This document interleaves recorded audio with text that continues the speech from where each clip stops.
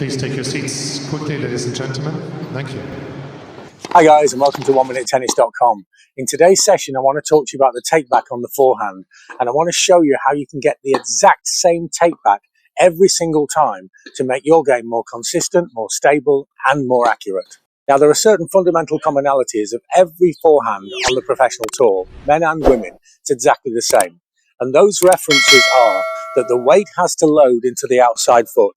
It doesn't matter whether it's going to be semi-open, neutral, or closed stance, the weight loads into this outside foot. And the shoulders are going to turn between 65 and 90 degrees away from the target. It's very important that it's not the body that turns. The body will turn in a neutral stance, but if you're in a semi-open or open stance, then it's the actual trunk rotation, and it's not the actual turn of the whole body.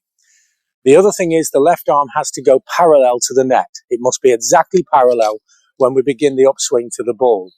The racket needs to go back with the elbow first. You see, if I take the racket back with the racket first, then it's fundamentally weak.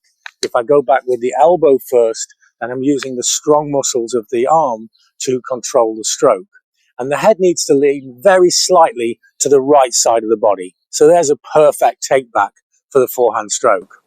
The problem is remembering all this and applying it in a fraction of a second takes an incredible amount of repetition. But there's a better way. And the better way is, just imagine that I have a ball in my arms, like a beach ball nestled in my arms here. And what I've got to do is I have to take the racket back, but I must keep hold of the imaginary ball. So see, I take the racket back here and the ball is still in my arms. I take the racket back like this and boing, the ball is gone. I take the racket back and don't put the left arm across the body and boing, the ball is gone. But if I keep this imaginary ball in my arms, then now my weight is naturally loaded into the outside foot. I have a trunk rotation, but not a rotation of the body.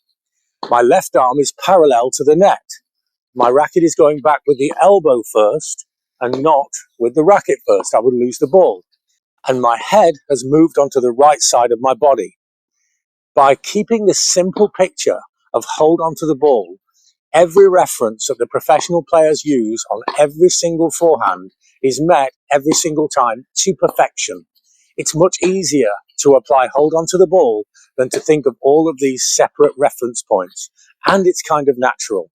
This is essential for consistent hitting because you see, with so many variables in tennis, you need as many constants as you can.